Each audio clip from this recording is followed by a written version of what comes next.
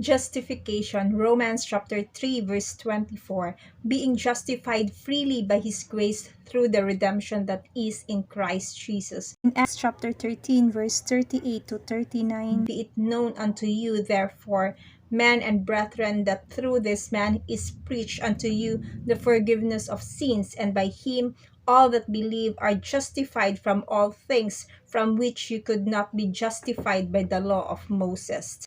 The meaning of justification in Greek, dikaiosis, the act of pronouncing righteous acquittal. In Romans chapter 4 verse 25, who was delivered up of our offenses and was raised because of our justification. Justification is a divine and sovereign act of a holy God judicially declares a believing sinners to be righteous and acceptable before Him because of Christ's work on Calvary. According to Louis Perry Chafer, the sinner becomes righteous in God's sight when he is in Christ. He is justified by God freely, all without a cause, because thereby he is righteous in his sight.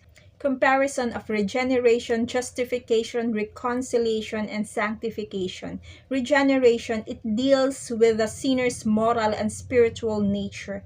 In justification, it deals with the sinner's legal relationship with. Reconciliation, it deals with the sinner's personal relationship with God. In sanctification, it deals with the work God in developing the new life and bringing it into maturity.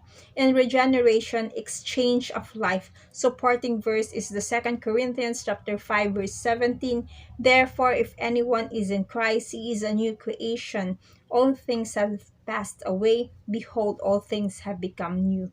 In justification, there is a change in our standing before God. In Romans chapter 8 verse 14, for as many as are led by the Spirit of God, there are sons of God. In reconciliation, there is a change from enemy to friendship. In Romans chapter 5 verse 10, for if when we were enemies we were reconciled to God through the death of his Son, much more having been reconciled we shall be saved by his life. In sanctification, there is a change in our walk or manifestation of fruits. In Galatians chapter 5 verse 22 to 23, but the fruit of the Spirit is love, joy, peace, long-suffering, kindness, goodness, faithfulness, gentleness, and self-control.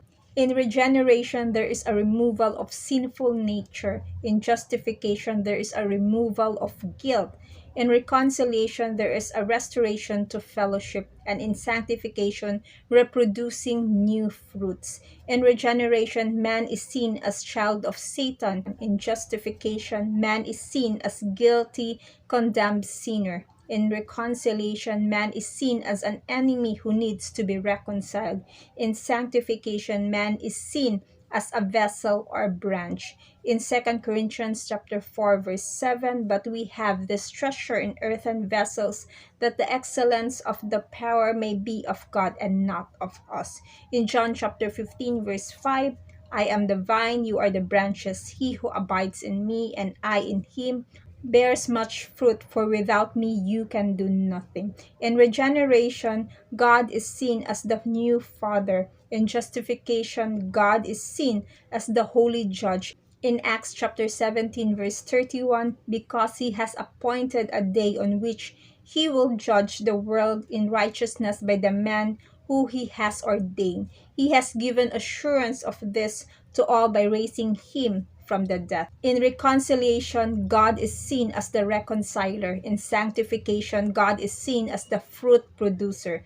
Faithfulness, obedience, good works, etc., Christ is the producer. Our part is to bear fruit. What justification is not? Justification does not make a sinner righteous. It is not the bestowment of righteousness, but rather a declaration to somebody whom God sees as perfected forever in His beloved Son. To God be the glory. God bless you.